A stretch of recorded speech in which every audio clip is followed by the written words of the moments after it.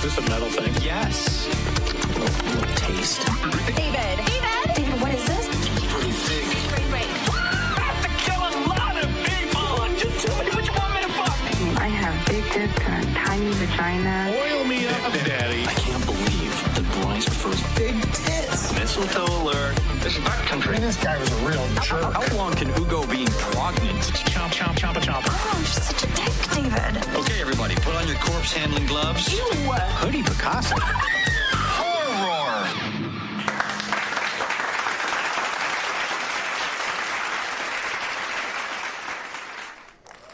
Oh, there. Oh, you like us. Wow. You guys, you're so crazy. Oh, man. Oh! Take a bow, Barbie. There you go. Good girl. Oh, man. What a blast. What a blast. Hey, guys. It is Horror Movie Talk here. Hey, if everybody could just settle down. Just calm it down a little bit. Thank you.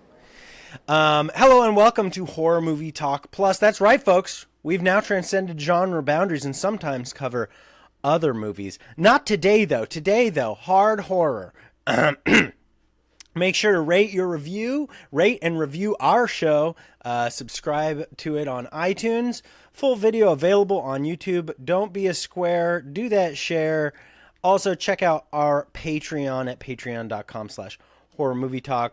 Barbie's hanging out over there. She's just having a blast, as you can see by her hands.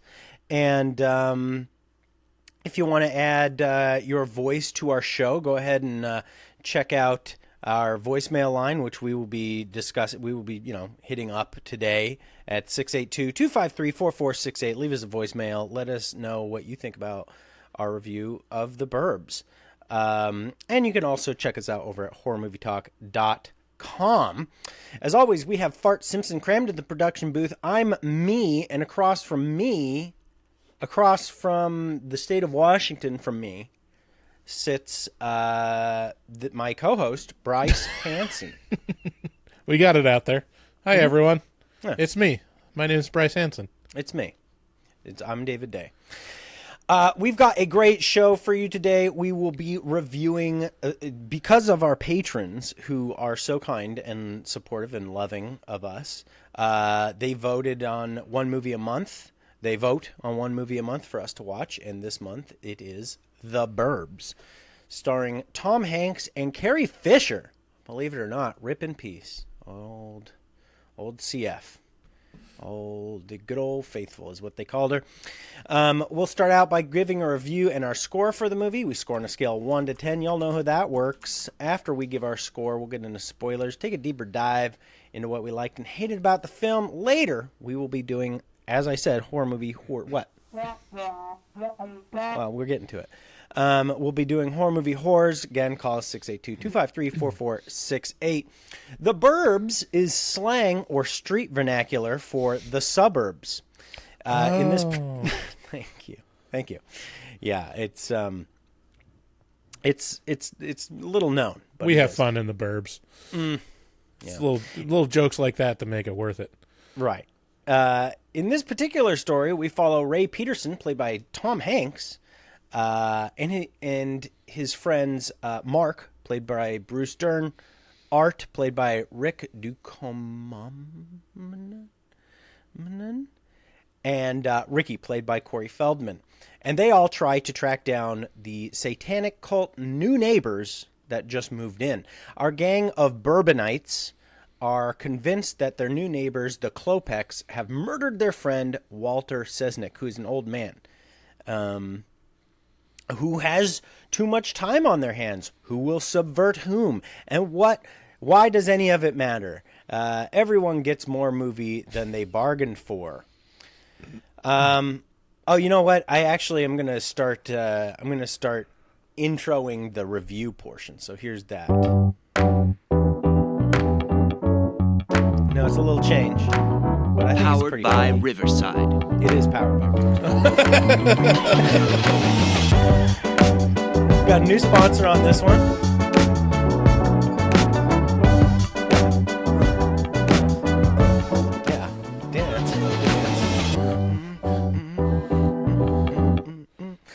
just cuts off. And it just I thought cuts that off. was the Wow. funkiest shit. Like, I was like, God damn, that slaps for the fucking, just what you call it, boilerplate baloney they give you. Okay, so my review for the Burbs, that's the review music now. My review for the Burbs is that it's a nostalgia fest made in 1989 by the beloved man who brought you Gremlins and Gremlins 2. That's right, Joe Dante directed this one. If you watched it at the right point in your life, it might be the most important movie to you. Or if you're my wife, that too. Conversely, if you didn't watch it while you were vulnerable or impressionable, it might be very long, boring, and very mediocre. A kind of movie that would make you feel uncomfortable for criticizing in public because you never know who might take offense. I have seen the Burbs about 400% more than I've wanted to see the Burbs. It has worn out its welcome on my doorstep. Apart from a spectacular stunt by Bruce Dern's stuntman, this movie has nothing for me. The comedy is surface level and uninteresting. The story revolves around the Satanic Panic, which in 1989 was interesting and novel. Now, though, I just don't care. It's a time filler to be played by millennials for their kids who won't care at Halloween parties where the TV will be ignored. I give this a 9 out of 10.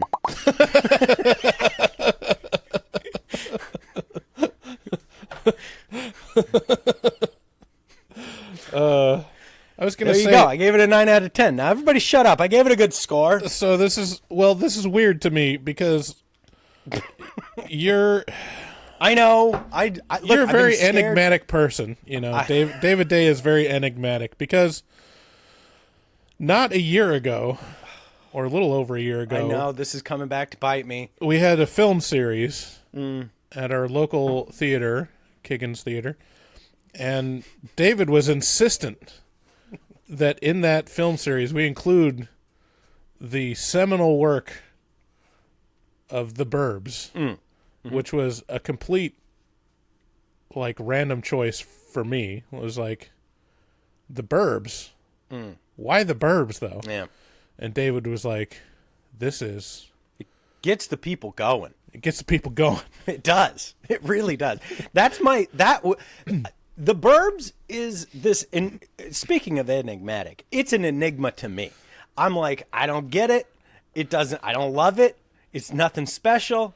But to a lot of people, it's like you bring up the Burbs and they're like, fucking yeah, bro. And by the way, that did the best out of all the movies that we showed.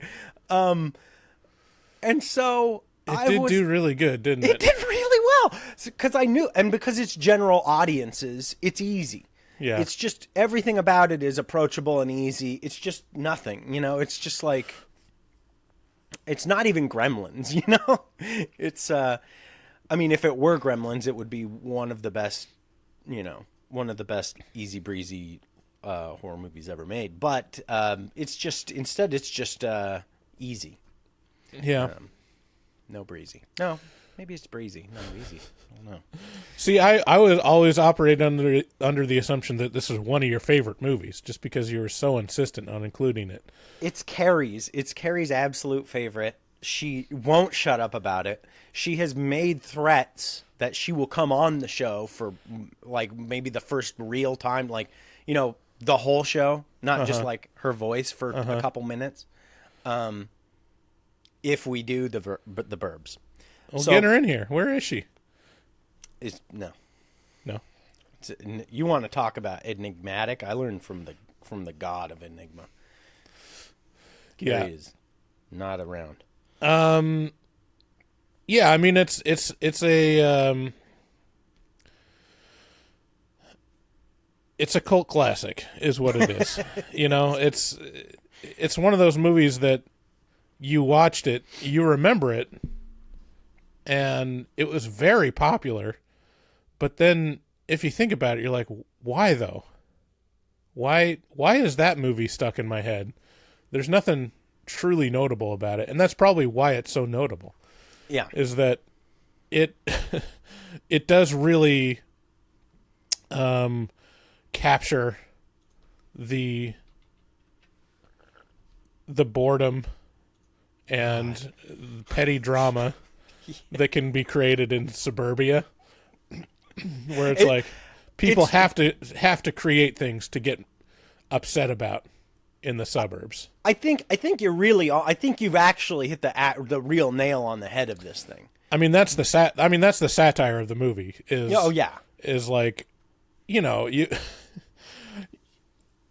you go on YouTube and you see all these like epic neighbor battles between property lines, you know, and fences, and it's amazing how petty and heated people can get over, you know, 11 inches of soil.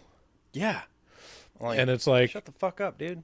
Yeah, I get it. Like, it is important to draw those property lines, but then you like get into these battles or just weird stuff. Like, neighbor stories are amazing, like nightmare neighbor stories, because there's just crazy people out there, and sometimes you move next to them, and it's one of those things when you're buying a house. It's the craziest thing to me. Like, I'll spend months deciding on a product that costs like $20 on Amazon. I'll be like doing compare and contrast and read reviews and like really nail it down of like, I feel secure now after months of research. This is the pen I want to buy. Yeah. And then, you know, I'll use it once or twice every 6 months. It's a good pen. It's a good pen. It gives me really a lot of satisfaction. Same with like major purchases like cars and stuff. Like, you research it. For some reason, the biggest purchase in your life, your house, you go in and you stand around in it for 10 minutes and you're like, yeah, this one. It's like, I mean, sure, you do like the inspections and stuff, but like literally the decision-making process of like when you find the house that you're going to buy, like it goes so quick, you know? There's and a then big element. the other like all the important factors, like who am I living next to? It's like, who cares? Well, you can't know. There's stuff that Right. the problem with houses is too many, if not most people, they're just big black boxes. You Right. know, everything about them. You know, it's like, well, it's a house. Uh-huh. Like, it's standing. Like to me, it's like, is the house like sound? You know, like how many problems does it have? Right. Are they a big problem? Like, we sold our house, last year, and the people who were coming in through the biggest conniption fits about the most insane things I could possibly imagine, and are actually like calling my old neighbors, call them up and be like, well, how's it going? They're like, they fucking hate you. Me. They're like, David, these new people fucking despise you and hated the things that you did to your house. I was like, what? Why'd they buy it? They hated it so much. And me, like, what made them, like, what? I bought this house from somebody. I'm happy, like, they sold it to me. Like, I was just like, they did good. Like, I don't know. Like, I liked the house. It's a good house. I bought it because I liked it. But these people who bought it from me are like, that fucking guy. And it's like, bitch, I didn't come in there and force you to buy my house. Anyway, I don't know. What were the things that they didn't like about it? Anything. It was just like the backyard. They were like, this fucking, what is this? Like, your backyard was fantastic. it was fucking bitching, dude. It was a fantastic backyard. I know. I spent thousands of hours on that backyard. Anyway, but Yeah, that's silly. But that's It's like buying a house.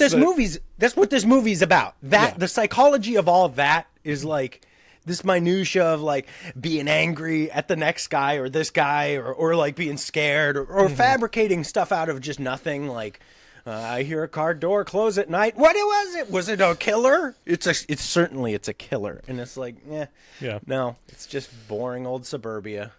Yeah. So, I get it why it has staying power just because, well, obviously Tom Hanks is in it and he kind of carries it on his shoulders. And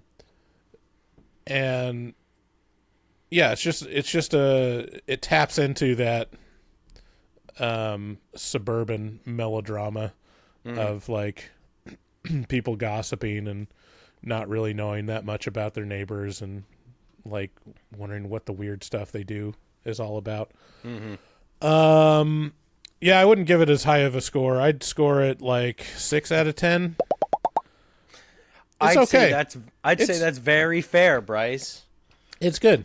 It's fine. It's not like it doesn't blow me away. I don't think about it often, other than when someone brings up the Burbs. You know, like it's a unique movie in the tone and like the kind of the fake out stuff that they do throughout. But yeah, it's easy breezy. It is what it is, Yeah, true.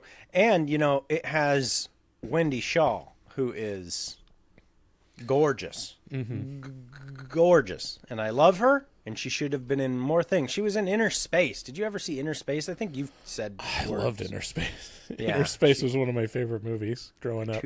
2 years prior was in Inner Space and Batteries Not Included, which I don't know what that is. I don't.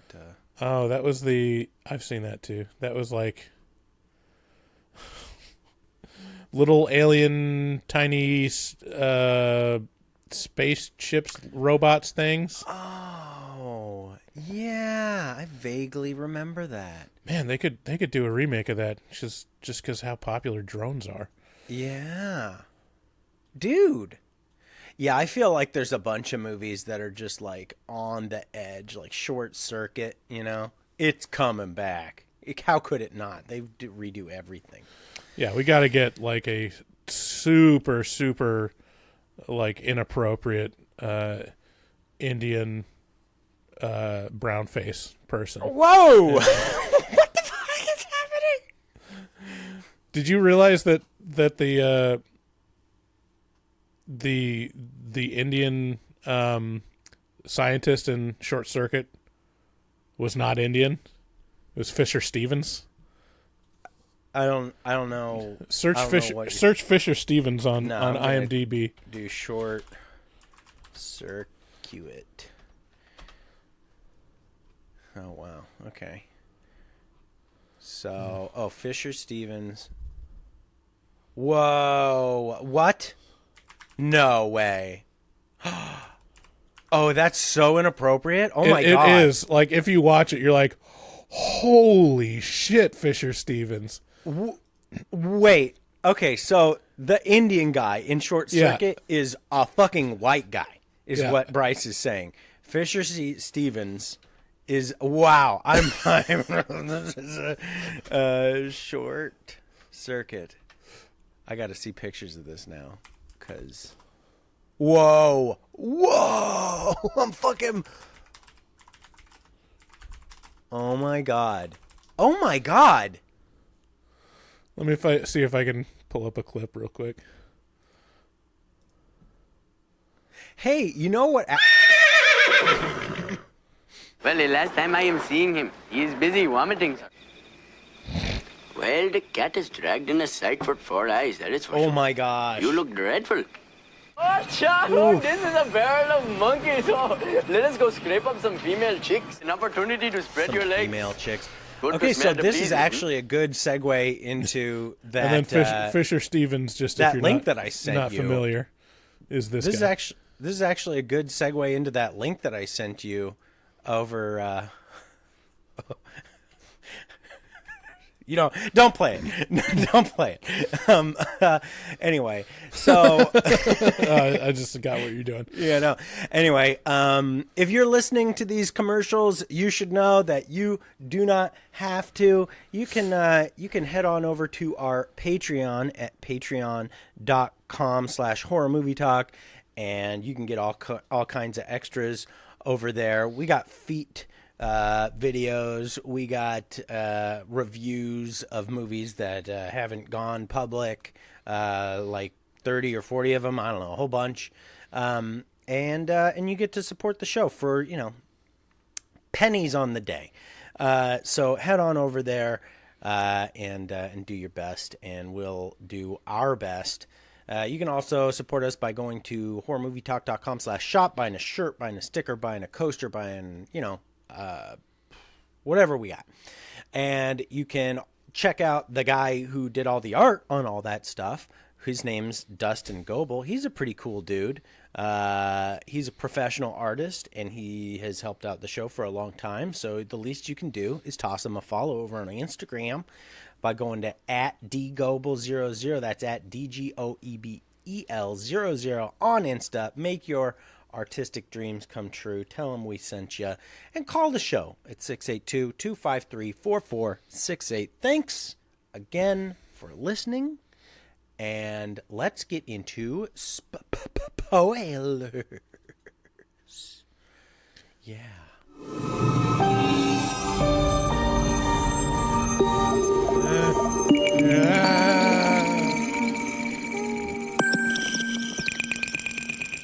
We're just going to double up the transition music on this one.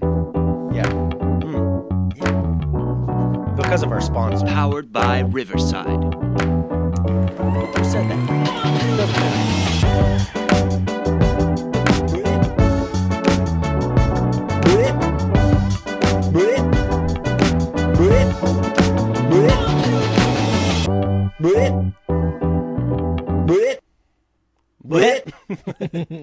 Yeah. Oh. Hey, Bryce. Oh, hello. It's me, Margot Robbie. How are you doing?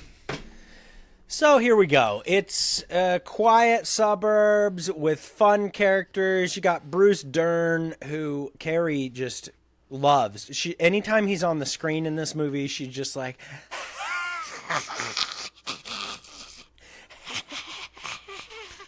That's a Bruce Dern. He's doing so good. And I'm like, okay.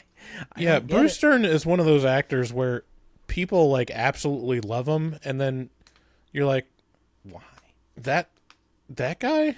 But then when you like step back and like really appreciate what he brings to the characters, it's a very subtle, off-kilter, performance. Yeah.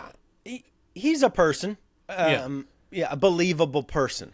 Mm-hmm. He's definitely the most real person in this movie. He's not just a stereotype, like Ducoman. He's not just like the most vanilla, normal man person in the entire world, Tom Hanks. Well, no, I think he's still kind of a caricature of like the military vet kind of thing. But that's so specific is what I'm saying. Like, he's a specific person. I don't know. Anyway, he's pretty specific in all of his roles. Yeah. He brings a lot of intensity into his roles. I got to tell you, it's kind of weird. I'm just realizing it, but Castaway has just been in my head for like a month. Really? All the time. And I think it's because Bruce Dern's not in Castaway. No, he's not. That's a good point. Wow. Snap back to reality. Thanks for bringing me back. I'm like I go out and fix problems a lot. Mm-hmm. And it's so scary on the front end of it. It's like, I don't know if I'm going to be able to fix this shit. I roll up on it and say I'm going to do it, and then am I going to do it? And then every time, most of the time, I do. And the feeling that I get from that is unmatched. It's like the highest high. It's like Right. And every time You think of I created fire. I have made fire. And he's got his arms out and he's I have made fire. And I just but that gets me thinking about the rest of the movie. And I love the rest of that movie. It's so unassuming and it's so stark. It comes out at you. It's like, oh, this is a fucking plane crash. Oh my God, it's fucking going down. You know, it starts out so intense and it continues in that way, but in a weird sort of like, you know, being alone on an island in the Pacific is so specifically lonely.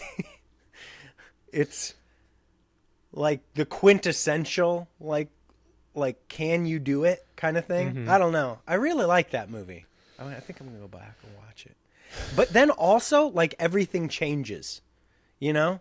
Like, he's like, if I could just get back to my life.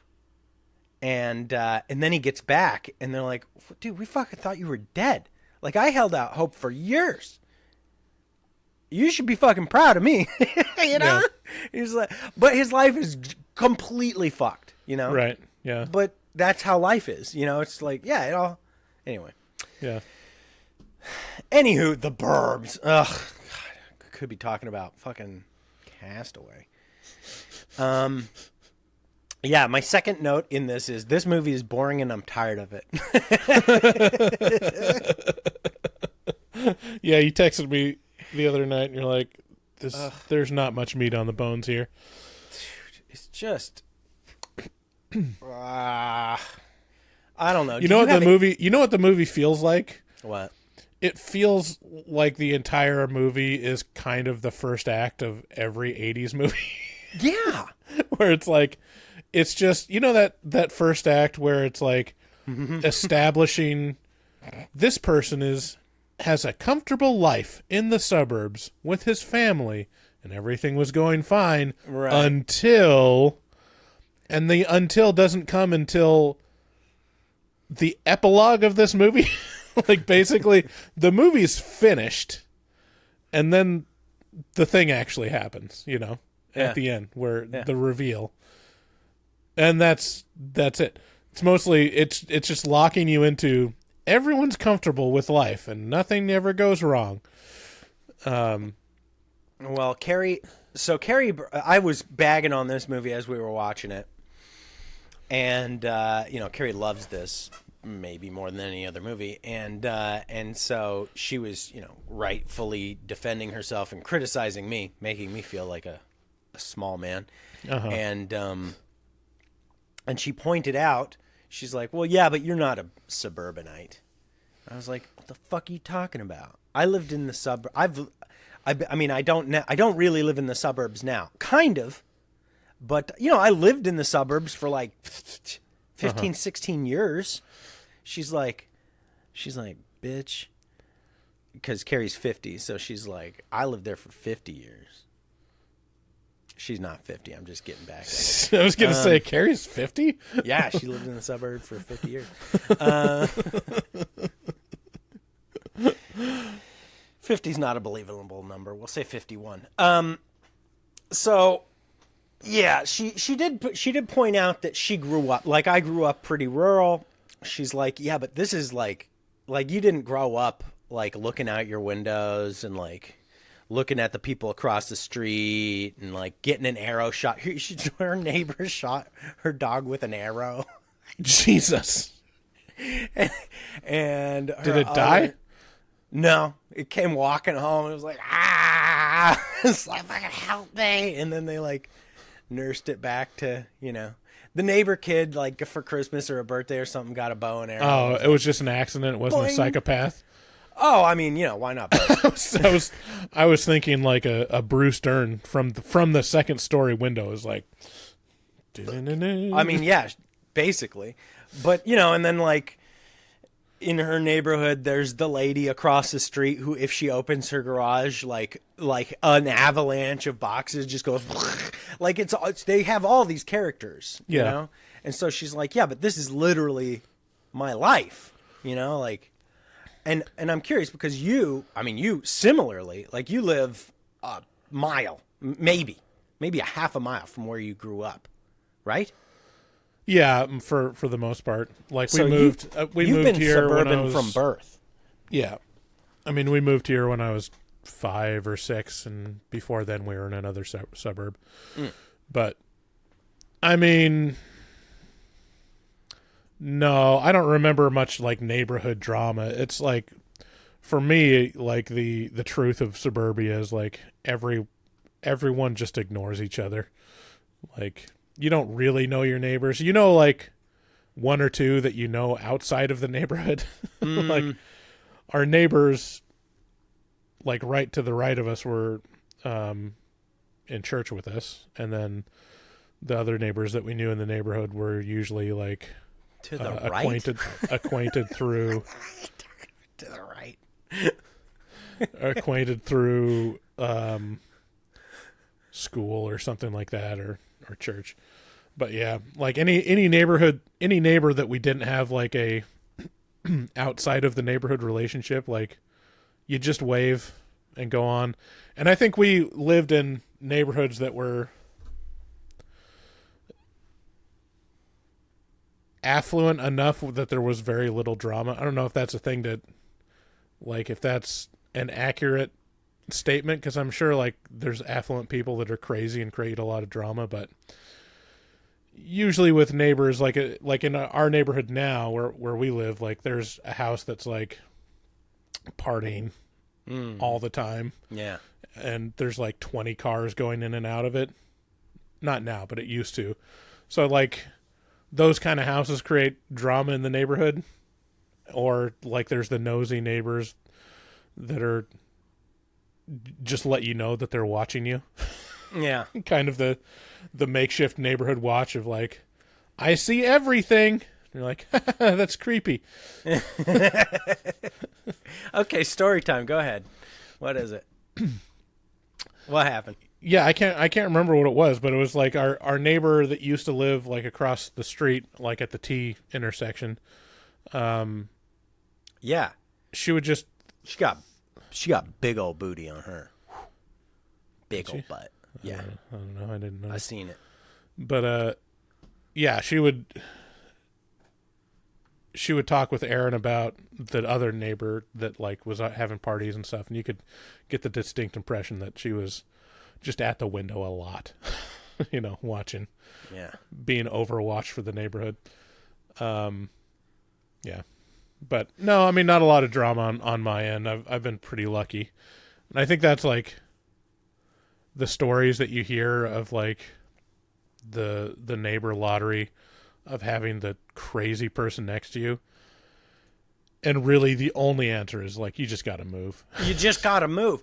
You It's can't, so fucking rough. There's no way around it. Like if you got someone that's going to create drama and like make your life a living hell, they can. There's nothing you can do about it. Because what are the cops going to do?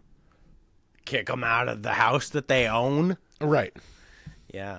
It's the one Get a rational restraining argument. order to keep them away, like 300 yards away from you, but their house is 50 feet away from you. Like, well, that's not going to work.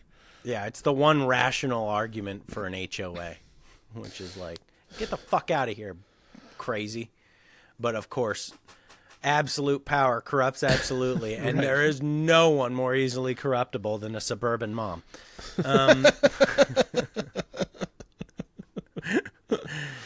Just give me a taste. I'll fucking axe all of them. Well, a bit of trivia, speaking about housewives, this movie was filmed on the Universal backlot, and previously the whole neighborhood was like the Desperate Housewives neighborhood.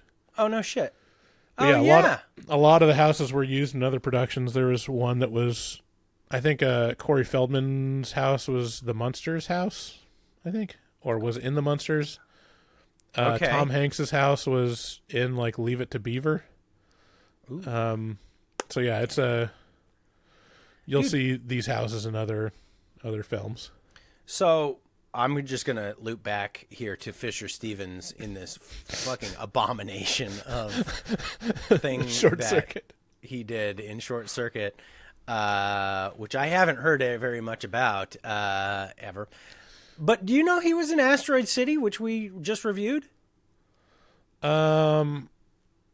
I don't. I mean, he blends in. What was he in Asteroid City? He was Detective Number One.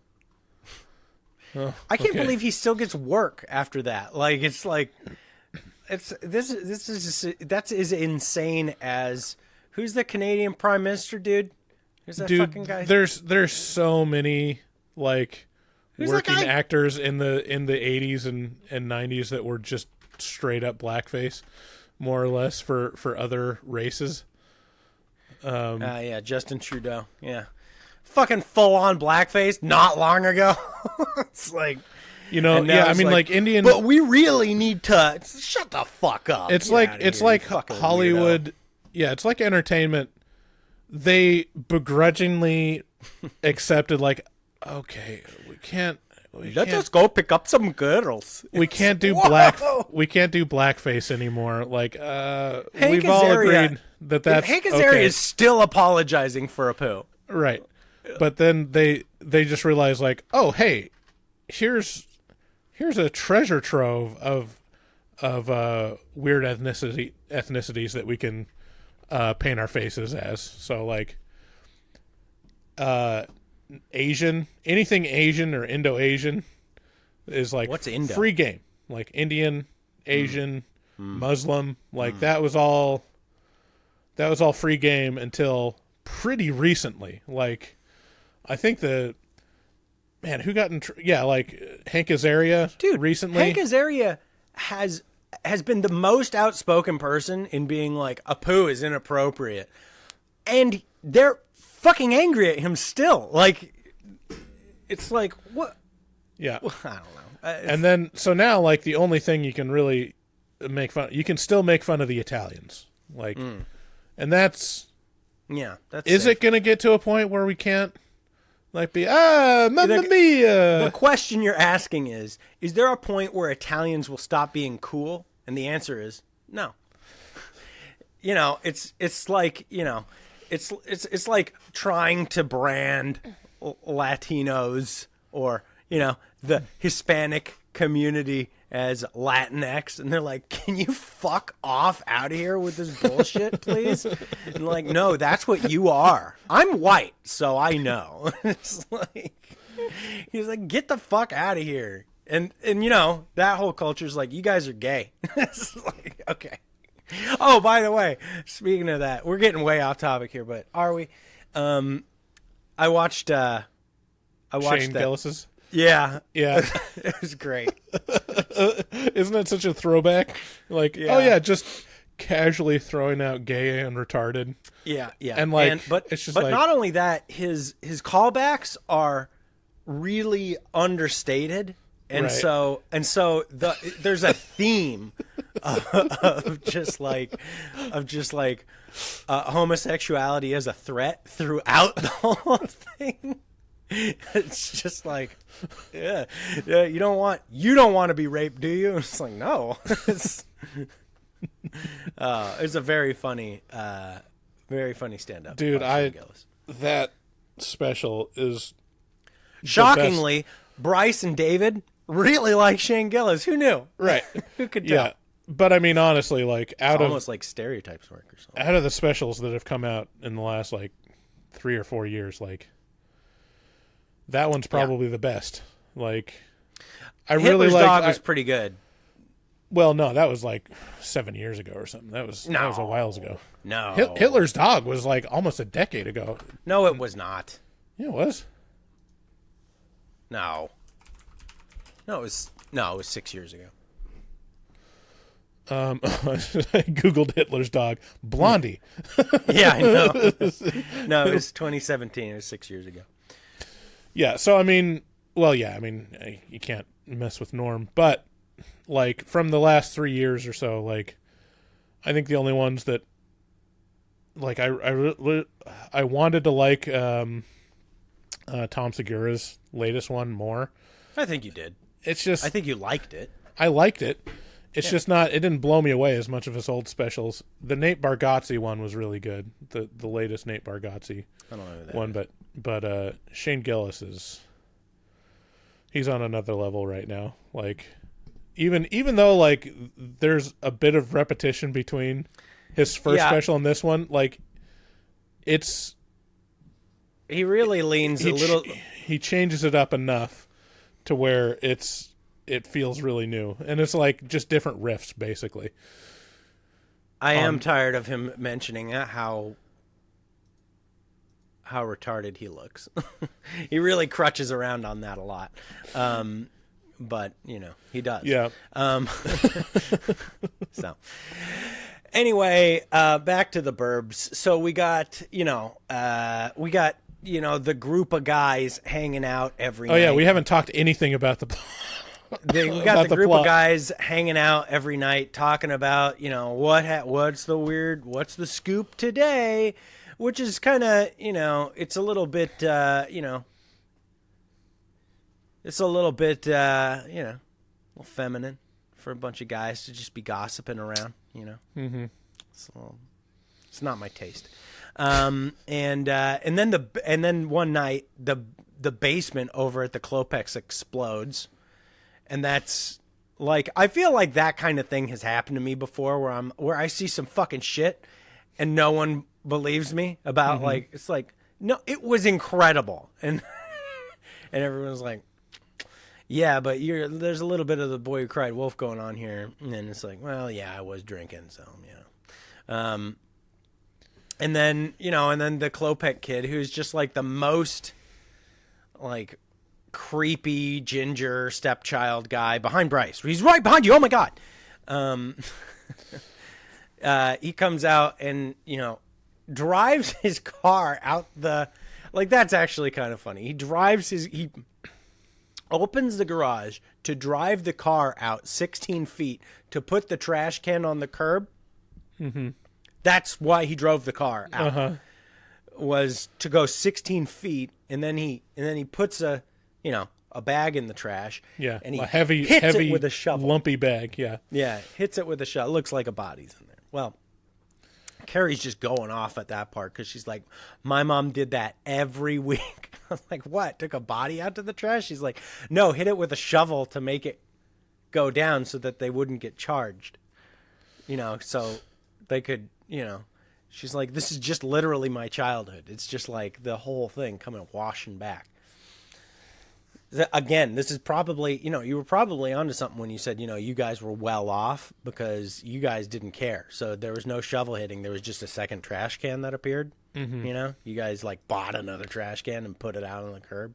Yeah, we would just hire a Sherpa to take our extra bags to the dump. Right.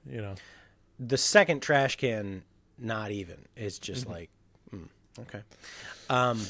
Look, you brought it up. I don't, you seem like you may, I'm not trying to bag on you for being. I think I saw a thing in the trivia about Courtney Gaines, the guy that plays this guy.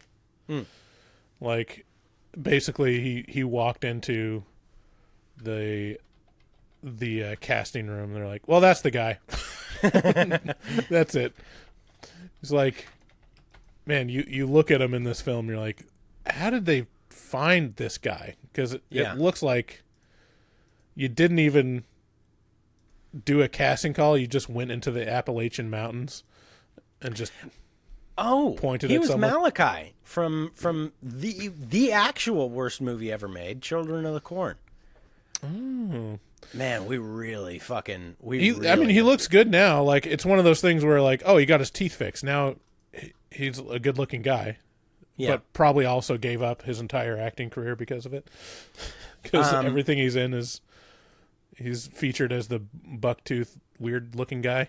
Okay, I got another thing to throw us off topic here a little bit, But So, do you remember when we were young and we're just starting horror movie talk and we're so fucking jazzed to be like, watching horror movies and, you'd come over to my house or I'd go over to your house and we'd watch like an extra movie even, like we'd get done and we'd be like, but we got to do more homework. And then one night we sat down and we watched Children of the Corn and neither of us had ever seen it before. And we were like, well, this is like a staple. This is like a tentpole classic. This is important. We sat down and watched it, and it was just such a fucking piece of shit. You remember that? Yeah. Oh my god, dude! It was so boring. Oh, it was bad. Real bad. And there's like 11 of those. Yeah, I mean, it's hard to like differentiate because there's like 10 different movies that are basically a bunch of creepy kids. There's Children of the Corn, and then there's like Village of the Damned, and those like combine in my head. Like, which one Village is which? of the Damned was good. Children of the Corn, I mean, better than Children of the Corn. Children of the Corn was garbage. We've really dodged quite a bullet. It's kind of weird that it doesn't like. Why did it was a big deal when we were kids? You remember that? Like.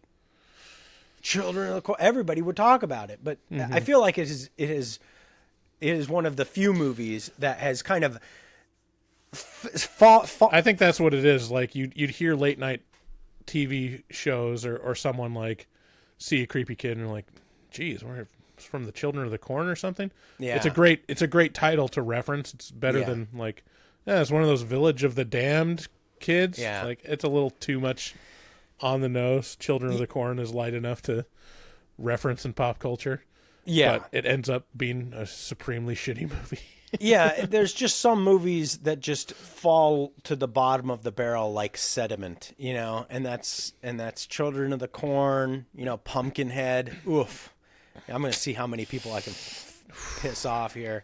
Like, oh man, what are some other popular ones that just don't stand up at all? The Burbs. The back.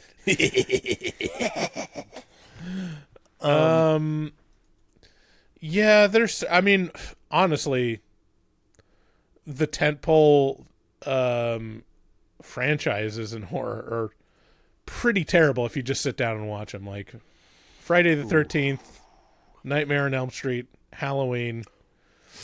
What are you doing? I oh mean, my god. Just sit down and watch them as a movie, and you're like, it's pretty rough. Pretty rough. Oh, this is suicide. What have you done? I'm sorry. I'm just not. As if we haven't alienated enough. Like people. you can interchange them. They're so not notable. Like if you were to like switch masks of Michael Myers and Jason, do you think you'd really be able to tell a difference which is a Halloween movie or a Friday the 13th movie? Bryce, yeah. One would go ch-ch-ch. And the other would go da na na na na na na na na na true. na na na na na na na na. Yeah, you'd know. It's completely different. The music, they have a Bluetooth speaker in their pants and they walk around. Like Nightmare is unique, but from all accounts, like the sequels are awful.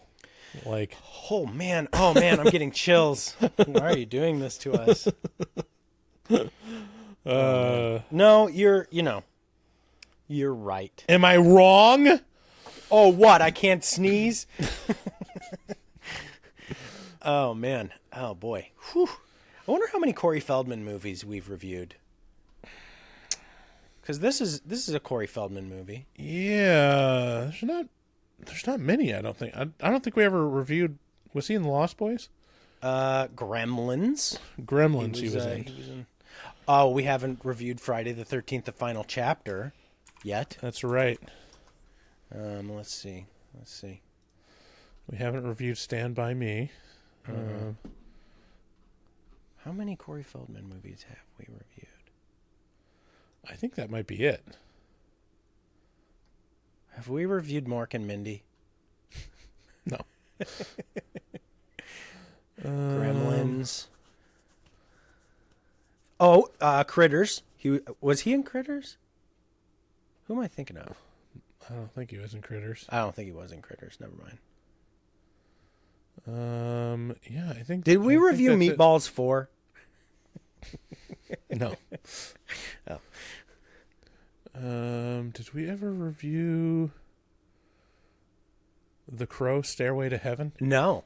I was gonna ask that if you weren't.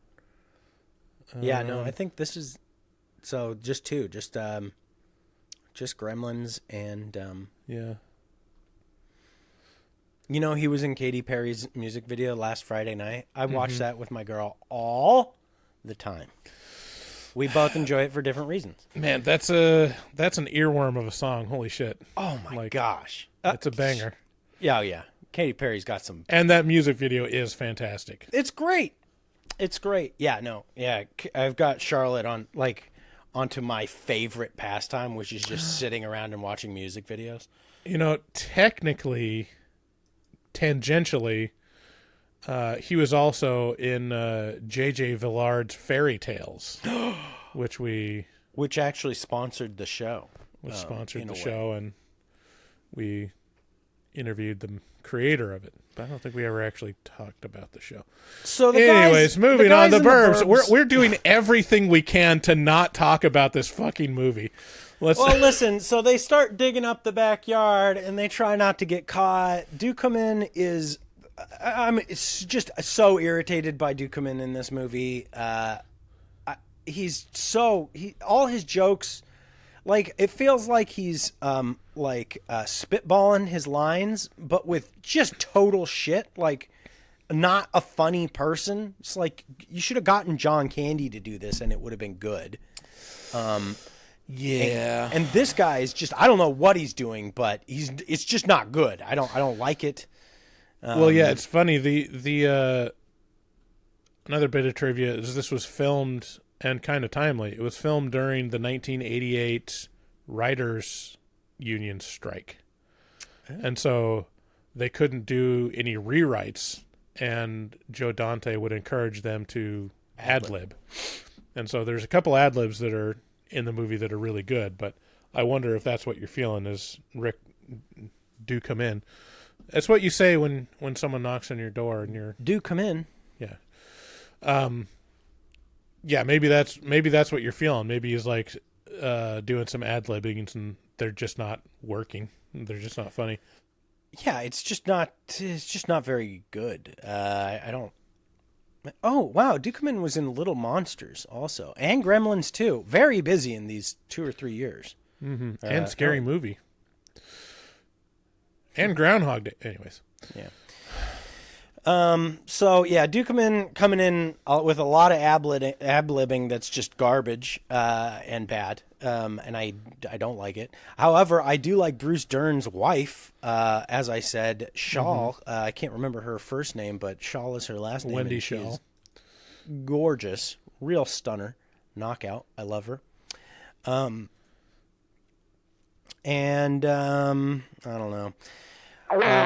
Yeah, so the guys come up with this theory that Walter was a human sacrifice to the Klopex, and so they make every attempt they can to get into the Klopex house, and they all fail miserably. So of course, because they're stupid guys. Guys are so stupid. Here's the thing about guys, Bryce.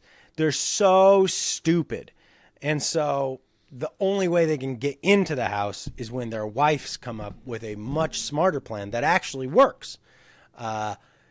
Just go and be friendly and bring them some brownies. And so they get into the house that way. And then they spend like a half hour of the movie in this scene. This is this is the whole second act, basically, is the wife's plan to get into the house. And, you know, which is ironic because the wives are just kind of irritated that Carrie Fisher's like, can we not? But then, like, feeds into the whole thing, too, which is strangely suburban. Ends up antagonizing the guys, getting them all riled up because a bunch of bullshit goes down in this house. Bryce, I have a question. Are the Klopex gay?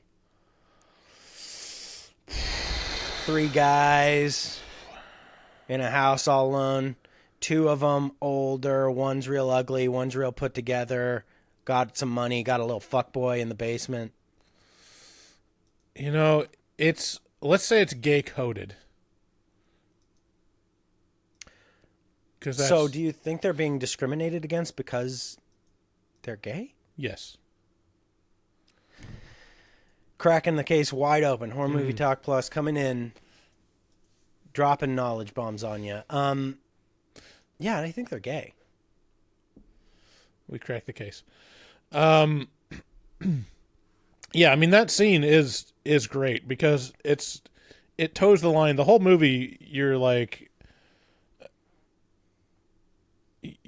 what it's playing with the whole time is like, are they making something out of absolutely nothing? And there's no evidence to like give them that there's actually something.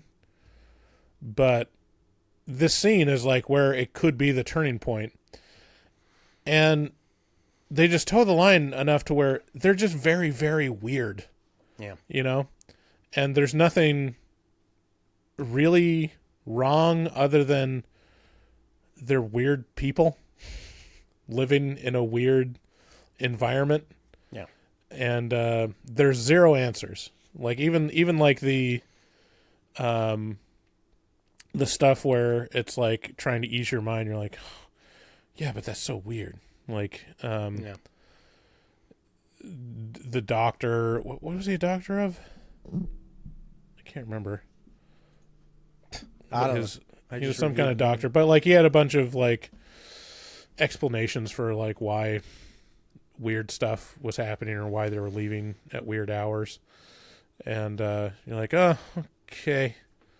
But you're still not really put at ease at all.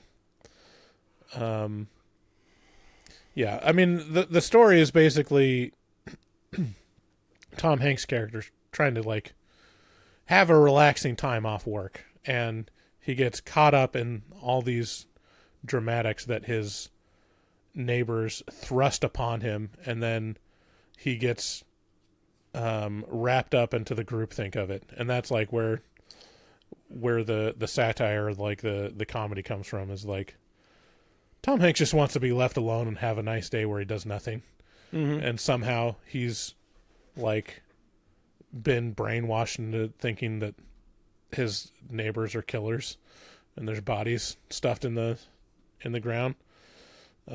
Granted, you know, they find a femur, so that's not nothing. Yeah, it's not nothing. What was that? Where was that from?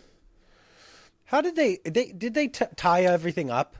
Well, at the end, they discover that, yeah, they did kill a bunch of people because their trunk was full of human bones. Right. And the doctor tries to kill Tom Hanks because he thinks that he saw the skull. I've seen this movie so many times, and I honestly couldn't. I could not have told you that. I've seen it. I remember that happening. It just doesn't stick in my head because it's at the end. It's way back past the end. Right. Because, I mean, the fake out is like they never find anything Right. in the house and they get arrested by the cops. Like that's the whole of the movie is like, oh, they're the crazy neighbors. And there's the whole monologue, which is Tom Hanks just like throttling his neighbor and saying like, we're the crazy ones. Don't you see? Like, Yeah. we're the ones like blowing up our neighbor's house.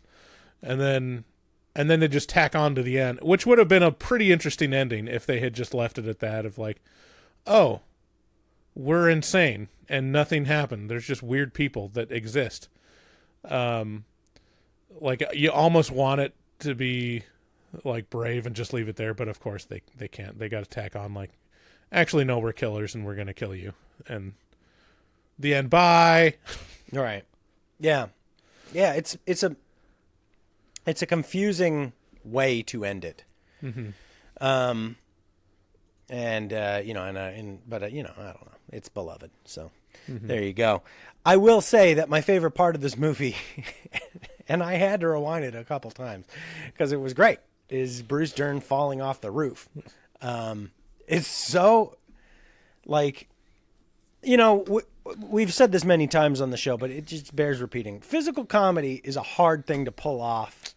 Well, maybe the hardest thing to really have hit, because think of how many times you've seen physical comedy and you've just been like, blank face, just nothing, just like, okay.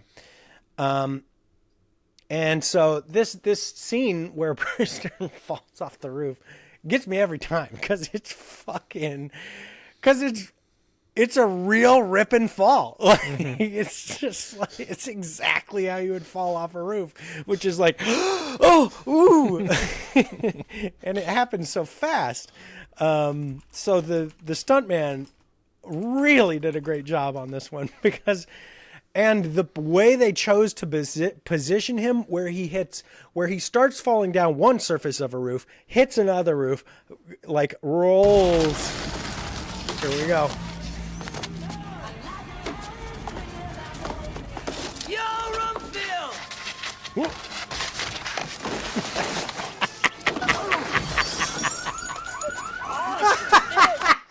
It kills me. I fucking love it. Because there's a moment of hope where he lands on his feet. He's like, he just rolled off. He just hit a roof, rolled off another roof, lands on his feet, but is still skidding. He's like, do it again. I got to see it again. I want to see it again. Oh, yeah. I love it. Hey, Mr. Bleh. Oh, yeah. Where are we? Yo, Rumsfeld!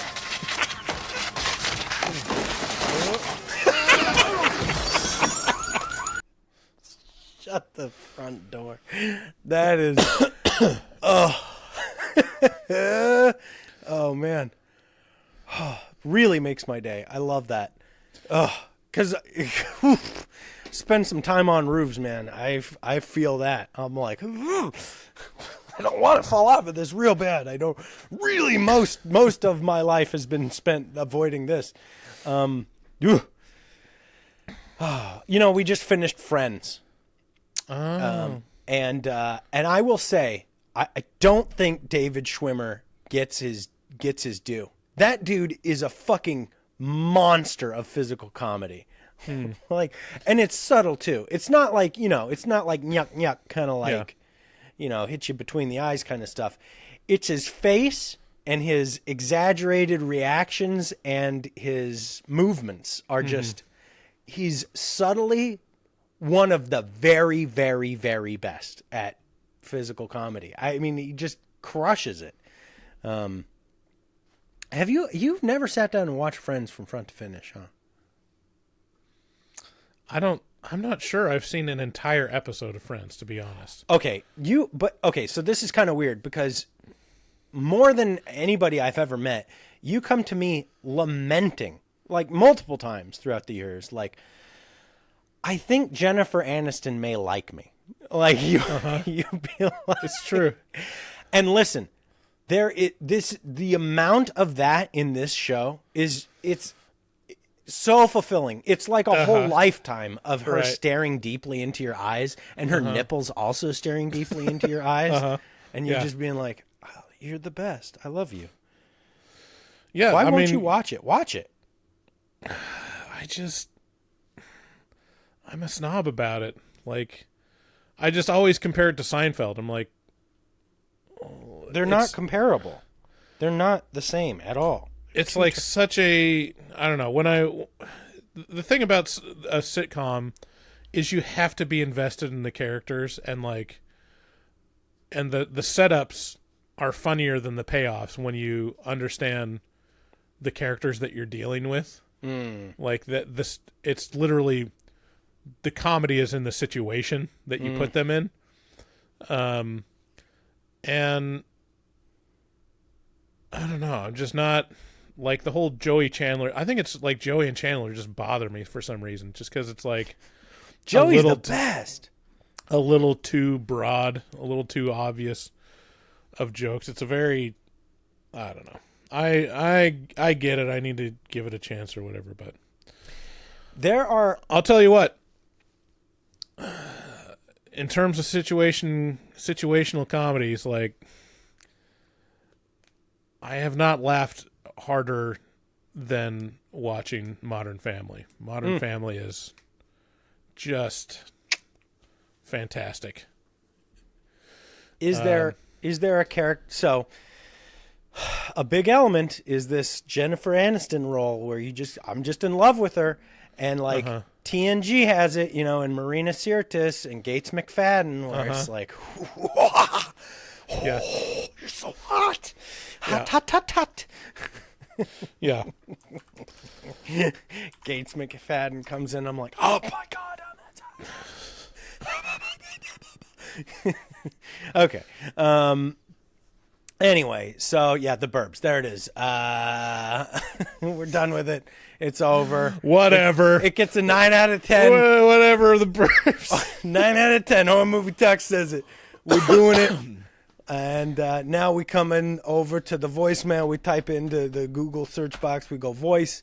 Then it comes up. We switch from our personal account. We go over to Horror Movie Talk account.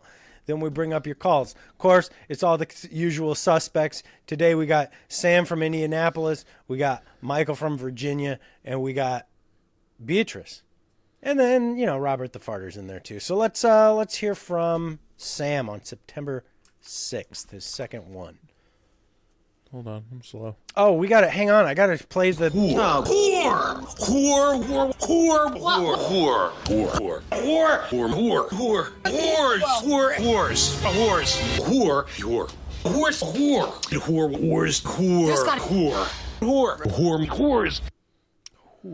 Wait, where are we? Do we just have two? Yeah, so the second one from Sam, September 6th at 7:34 a.m. Wow, Sam. I'm getting up a little early there, buddy. Oh, you must have been listening to these while I wasn't looking. Yeah, I clicked them to see what they were saying. All right. Hey, this is Sam from Indianapolis. You guys are talking about drive-ins and stuff. I just went to the drive-in this weekend for the first time in I don't know how long for a triple feature, which saying it out loud, but you know, it's fucking stupid. That's way too long to spend at a drive-in. Holy but God. It was a showing of Poultrygeist and Zombievers and the new release Slaughterhouse. And it's because I hate myself, I guess. It was a terrible time. Fuck the drive-in. Wow. That sounds so horrible.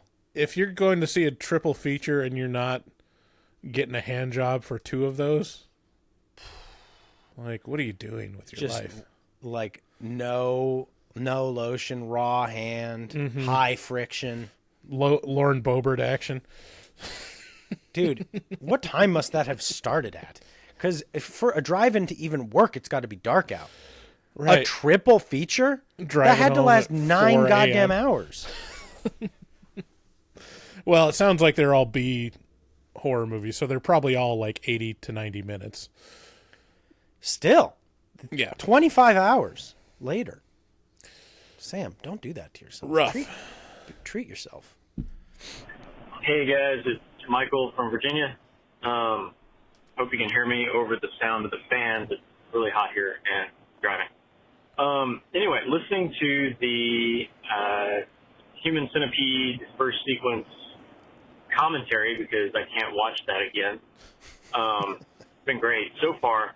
Just got to the part where you're talking about somebody like actually throwing up on screen.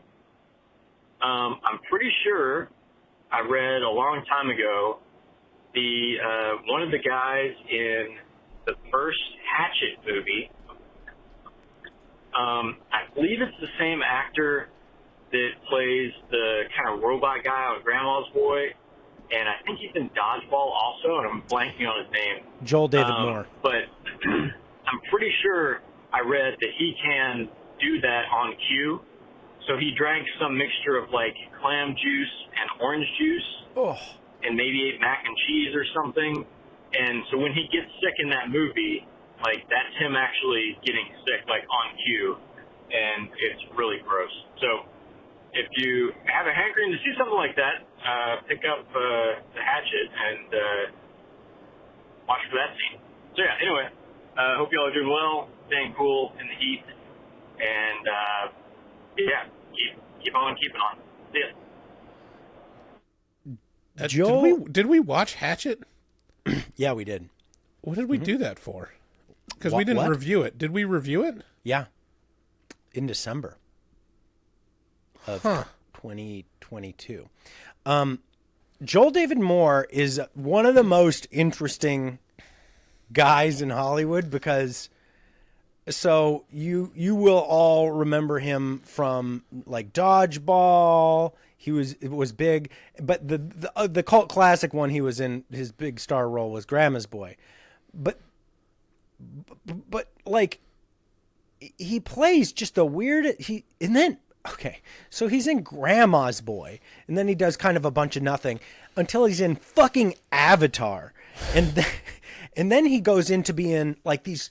After Avatar, he's in like these super C horror movies like Chillerama, which, by the way, Chillerama is a fun time.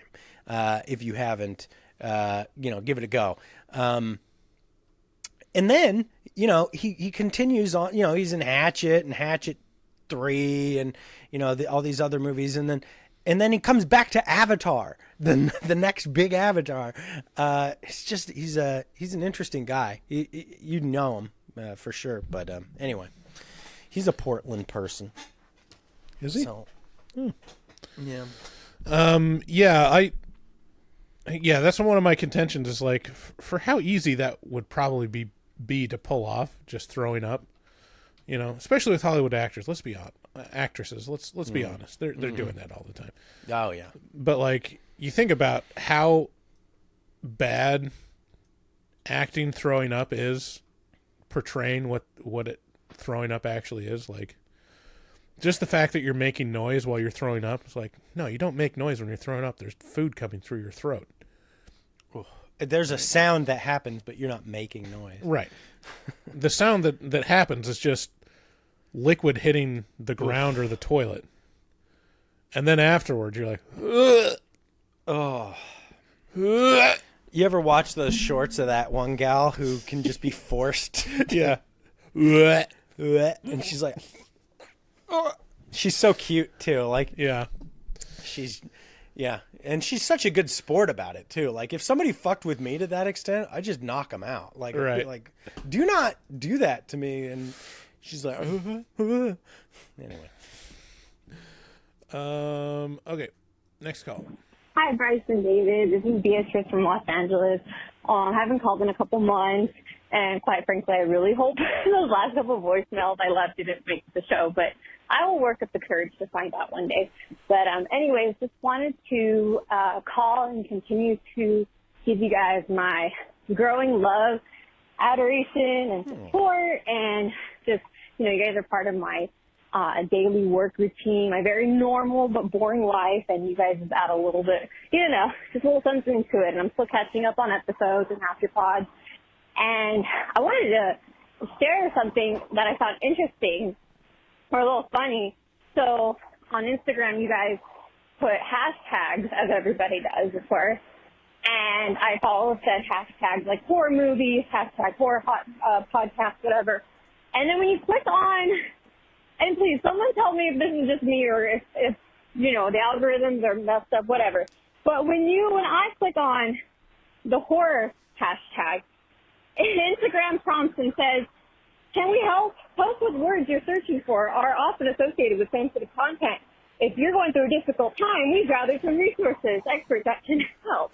So apparently, maybe Instagram is concerned if you are searching for horror-related content.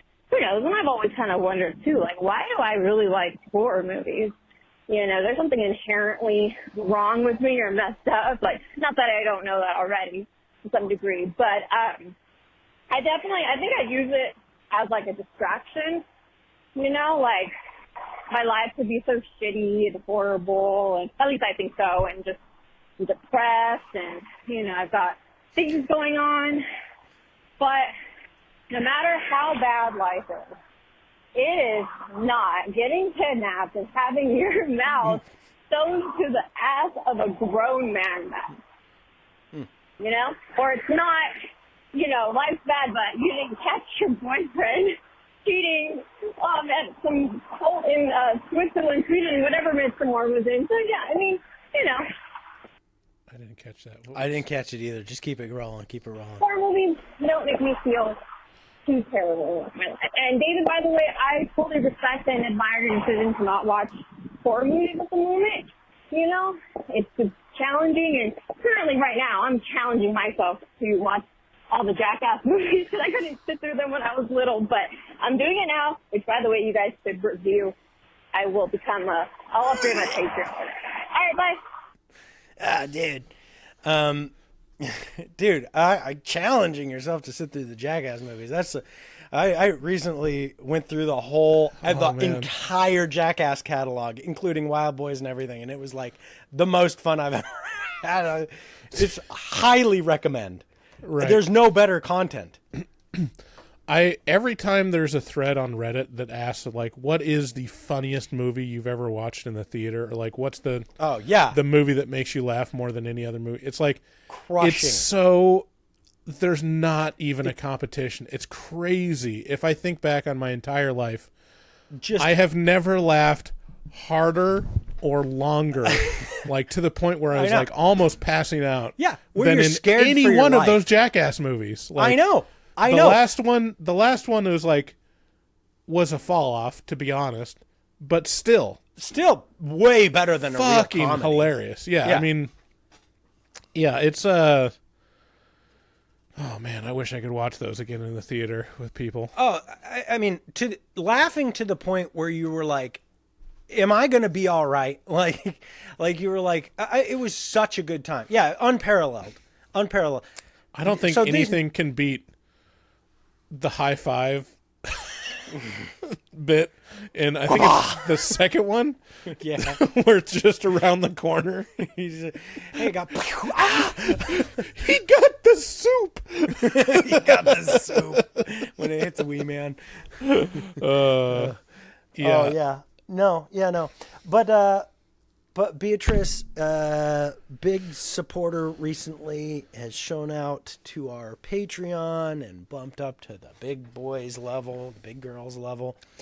And actually I stopped watching horror movies because of Instagram hashtags, and they were like, hey, you need to get some help. Like, are you okay? And you're like, oh no, maybe I'm not. I'll stop watching horror movies. Yeah, I mean, the answer is yes, we're deeply broken. People that like horror movies are broken, and there's something wrong with them. And if you can't admit it, you're part of the problem. Right. And you should feel bad, and you should really change your life for the better so that you won't enjoy horror movies, because what's wrong with you? I mean, a lot going on right here. Instagram has never steered us wrong. No. Yeah. The bastion of good moral faith. Mm-hmm. That Instagram. And mental health. And more importantly. Oh man. That should be like you click on any hashtag and they're like dude, you being here is extremely bad for your mental health and self-esteem. Yeah. Do you think we have resources called the grass outside your house? Yeah, that it says you can dude ... dude. No, don't get some help. Stop it. Yeah. Yeah, this is Sam from Indianapolis. I'm listening to your Asteroid City episode, and sounds like Bryce there's got a little bit of cold or something. His voice is sound a little deeper than normal. It's registers he's hitting. It's really doing it for me. My balls are quite moist. Maybe you should stay sick for a while, buddy. Well, that's all. Making his balls moist. Wow.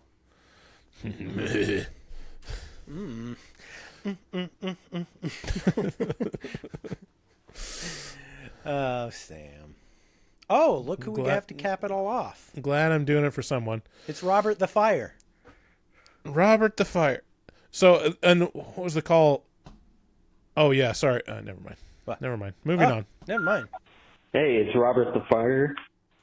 So I was just wondering, Bryce and David, if you remember that feeling of, like, when you were a kid and there would be a really pretty girl in your class and you would just be like, it's really hard to describe, and I haven't really found a way to describe it, but it's kind of just like this weird feeling of like, oh, we can't go near them. They're like, we wouldn't want to scare them away, you know? I don't know. It's kind of like picturing them. I love this call. I love this call. I don't want this call to end. You wouldn't want to scare him away. It's the fucking most accurate. It's like it's so fucking dead on balls accurate. Like they're a fucking deer in your backyard. Like you walked into your backyard and you saw a bunny far away and you're like, I fucking love that bunny and I want to hug it, but I know I'm going to scare it away. Just like mythical figures. I don't know, it's strange. And what I was wondering is if you guys knew anyway, if you guys remember that feeling and if like how long you felt that for, like was there a time when that stopped? Or do you still have that now? And yes, that's kind of what I was wondering. And I feel like for girls, it's like they just don't have Give it a the pause. same feelings about it. Give it a pause. I absolutely 1,000,000% know exactly what you're talking about. And it doesn't stop ever. I'm always like, oh, a pretty girl. I hope I don't scare it away. It happens with my kids where I'm like, they're so cute. I'm going to fuck this up. Like I'm some sort of fucking monster. It's like it never ends. It's just always just like, I really want to pet that deer. I better not. Yeah. Yeah. The deer analogy is so apt because like, you're never going to because you look at the deer and you're like, there's a chance I could pet that deer. Like, it's trapped in this backyard. Oh my God, this is a great analogy. It's like you see a deer 20 feet away and you're like, damn, this is the fucking closest I've ever been to a deer. This is amazing what I'm experiencing right now, seeing this majestic, beautiful animal standing so close to me. And it's like, and you don't want it to end, but also you want to pet it so bad. Yeah. You just want to be like, I admire you personally, deer. But you know the instant you take a step towards that deer, it's going to run away. And you're like, oh. It's like, oh my God, what's this horrible beast coming at me? And you're like, shit. I forgot about me. Yeah, the experience as a man looking at an attractive woman, it's exactly like that deer, except you want to fuck the deer. Whoa. Yeah, this is definitely the point where we get canceled. And then they compared all beautiful women to deer? Or women, generally speaking, to rabbits? Right. Well, you look at, I mean, there's a running joke I have with my wife is like the experience as a man of what like that feeling is. A big part of that is, I think I have a chance. Like the delusion of like, you look at Jennifer Aniston and you're like, oh, Brad Pitt just divorced her and left her for Angelina Jolie. And you're like, so she's free, you say. Like, good so deal. there's a chance. Time to swoop in. Time to put these frequent flyer miles to use, baby. All right, let's let him finish up. Like for guys, it's way more strong. And yeah, so I was just wondering when that stops for you guys, or if it still happens. Bad news, buddy. And what are those circumstances? Thanks. It's Robert the Farter. Yeah, You give us a nice fart at the end there. Thanks, Farter. Yeah, I think testosterone is definitely a huge contributing factor to that. So I'm not sure how much women feel the same. Like, can't say. Like, obviously, like, yeah. What is their lived experience? You don't they know. Look at, attractive men, or, yeah, they have a hormonal response, I'm sure, and, when they're attracted to someone and have desires. But by all accounts, like, I don't think they experience the same thing as men, especially in adolescence. Because there's probably like 20 comedians that have the joke of like, the woman saying like, "Oh, I like sex just as much as men," and they just say, "No, you don't. No, you do not." Like, if you did, the world would be in chaos. We would be fucking right now. Like, right. If you did, you would not be here. You would be fucking someone. Yeah. Because you can at any moment. You wouldn't be able to keep your hands off me. Like, right. You'd just be. Yeah. Yeah, it's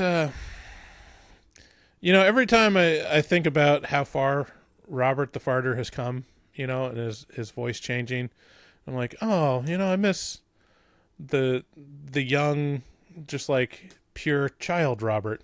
Mm-hmm. And then he comes with a banger like this. I'm like, he's still there. Yeah, oh yeah. He's still like right in the middle of working through. Listen, I don't want to bag on our other callers. They're all nice people, right. But Robert's out here fucking like asking galactic level questions. He's being like, you guys ever think about fucking like that we're all stardust and we're just going back to that? And we're like, what the fuck?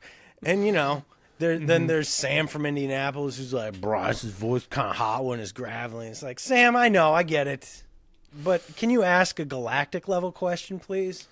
Right. Robert like, coming out here with how do pretty girls make you feel the tinglies inside? Like, right. That's the important stuff. Right. I'll tell you what. Oh man, my latest, we're talking about tingly feelings and the girls that like are my friend. Aisha on Below Deck Down Under. I can't take her seriously because every time she opens her mouth to say words, I just laugh. This is the most insane accent I've ever heard. Oh, yay! What was the Shane Gillis bit? He's like, oh guys, there's a plane coming toward the building. Get down. It's down. getting right hot up here. It looks like I'm gonna have to jump out the building. Oh no. I know. It's like, yeah, Australian accents are fucking goofy. Man. Okay, you know what, Robert? It doesn't ever stop. You're always gonna feel that way. Girls are beautiful and wonderful, and we're lucky to have them. Just even if they just show up in our backyard and we can't touch them, and then they leap over the fence with an incredible show of agility and power. It was a fucking 5-foot fence, Bryce. It leaped it like it was fucking nothing. What would be the equivalent for? I mean, we can solve some problems here. Like, we all like looking at deer. We all like looking at attractive women. What would be the human attractive female equivalent of Salt Lake?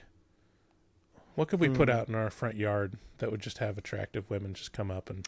Actually, I was gonna mention, if you want to experience the deer coming up to you, all you have to do is be a little gay.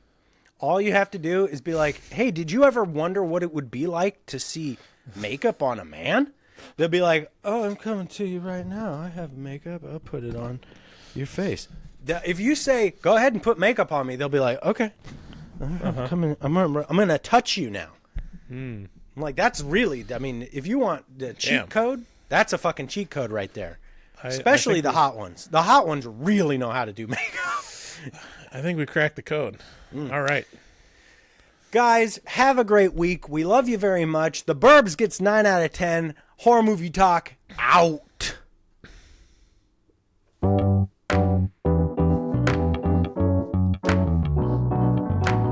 Powered by Riverside.